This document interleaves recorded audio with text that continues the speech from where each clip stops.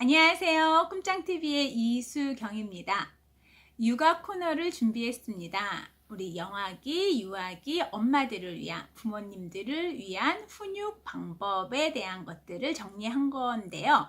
우리 엄마들이 화내지 않고 내 아이의 잘못된 행동이나 잘못된 습관을 바로잡게 하기 위해서 요 시기 때 잘 잡아놔야 되거든요. 근데 우리 엄마들이 제대로 대처법을 잘 모르시더라고요. 제가 이제 부모교육 강의를 하다 보면은 많은 질문들이었거든요. 그래서 이런 부분들을 좀 정리를 해서 올려드리면 많은 분들이 도움을 받으실 수 있겠다라고 생각해서 준비했습니다. 지금 시간은 첫 번째 시간이고요. 주제는요, 때리는 아이 어떻게 할까요? 라고 정했습니다. 우리 아이들이 엄마랑 이제 잘 놀죠? 예, 그리고 이제 만 2돌쯤 됐을 때, 그러니까 이제 2돌쯤 되고 아이들이 이제 잘 걷죠. 아장아장 걷긴 하지만 이제 제대로 걷습니다. 그러니까 요때가 자율성이 생기는 시기인데, 요 시기 때 때리는 행동들이 나옵니다. 그러니까 뭐 특별히 뭐 이렇게 기분이 나쁘거나 화가 나서가 아니라 무의식적으로 그러니까 때리는 행동은 시작이 되는데, 이때 우리 부모님들, 그러니까 엄마들이 무엇을 생각을 해야 되냐면 개념에 대한 부분을 정확하게 좀 알고 계셔야 돼요. 그러니까 우리 아이가 특별히 화가 나거나 이런 게 없어요. 그런데 때립니다. 이거는 뭐냐면 아직 언어도 제대로 안 되고 그냥 때리는데, 이때 반응을 어떻게 보이느냐에 따라서 아이 머릿속에 개념이 때려도 된다라는 게 잡혀 있습니다. 그러니까 때리는 거는 실질적으로 어떻게 보면 이렇게 이유는 여러 가지로 할 수는 있어요. 근데 이제 무의식적으로 그냥 때렸는데 재미도 있고 반응에 따라서 이게 이제 고착이 됩니다. 근데 이때 아이의 머릿속에는 뭐가 있냐면 때려도 된다라는 개념이 잡혀 있기 때문에 때리는 걸 아무렇지도 않게 생각을 하고 때리는 거죠. 그러면 개념이라는 거는 과연 무엇일까? 이걸 먼저 한번 정리를 하자면요.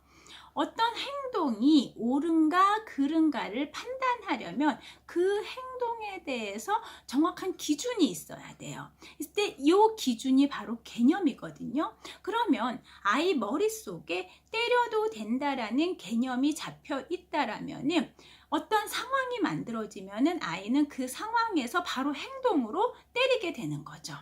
그런데 아이 머릿속에 때리면 안 된다가 정확하게 있다라면은 때리고 싶은 상황이 되더라도 다시 안 하려는 그런 조절이 될 수 있는 거예요. 그런데 처음부터 아이들이 그런 조절력이 있느냐? 우리 어린 아이들은요, 이 뇌에서 아직 그 조절을 할 수 있는 발달이 안 된 시기이기 때문에 그거를 조절할 수가 없습니다. 그래서 이때 엄마들이 어떻게 대처해 주느냐가 굉장히 중요한데, 요 뭐 17개월, 18개월, 20개월 안팎의 요 아이들이 뭐 때리면 얼마나 아프겠습니까? 그러면 엄마들이 이때는 그냥 쉽게 넘어가요. 아니면 거기에 더 막 이렇게 반응을 해줘요. 왜 우리 애가 왜 날 때렸지 뭐 하면서 더 막 반응을 한다거나, 그러면 이 아이 머릿속에는 아예 그냥 때려도 된다가 이제 정확하게 있는 거죠. 그러면 어떤 상황에서라도 그냥 때리는 행동이 나오는 거예요. 그런데 이게 점점 더 강도가 세집니다. 그러면 이제 그때 엄마가 참지 못하고 이제 어디 한번 두고 보자라는 그런 마음에 아이가 때렸을 때 아이를 더 강하게 때리게 됩니다. 그래서 이에는 이, 뭐 눈에는 눈 이런 느낌으로 아이가 때렸을 때 더 아프게 아이를 찰싹 때려요. 그러면 아이는 당황합니다. 그러면 이렇게 때리는 아이를 때려서 고쳤다라면, 그래서 아이가 그때 너무 당황을 해서 울고 뭐 이런 상황이 생깁니다. 그러면 그 울었을 때 아이가 그러면 나 이제 때리지 말아야지라는 어떻게 지금 뭐 생각이 바뀌었을까요? 그렇게 지금 바로 그렇게 지금 개념이 바뀌어졌을까요? 그게 아니거든요. 때려서, 그러니까 맞아서 고쳐진 아이는요, 이게 때리지 말자가 머리에 박혀 있는 게 아니라 더 세게 때려야 한다라는 그걸 배우게 되는 거예요.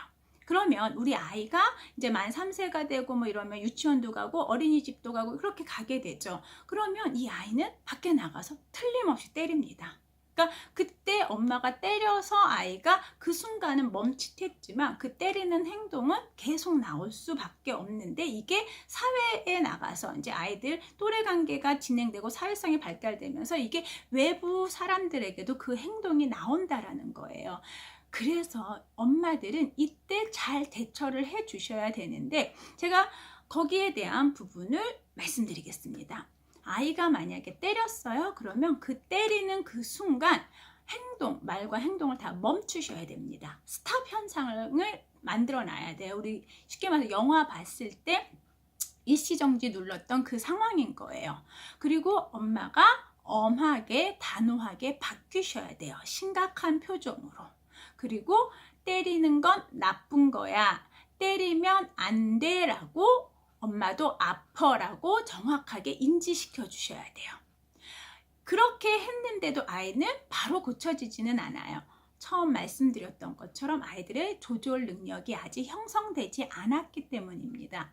그런데 그렇다고 해서 또 그 상황에서 엄마가 화를 내거나 고함을 지르거나 거기에 같이 똑같이 때리거나 그랬으면, 다시 말씀드리지만 개념이 때리면 안 된다가 아니라 때리면 더 세게 때려야 된다로 배운다라는 걸 꼭 기억을 하셔서, 이 행동 자체는 나쁜 거야. 때리는 건 나쁜 거야. 때리면 안 돼가 정확하게 머리에 인식이 될 때까지 어떻게 해줘라? 반복해 주시는 게 제일 중요합니다.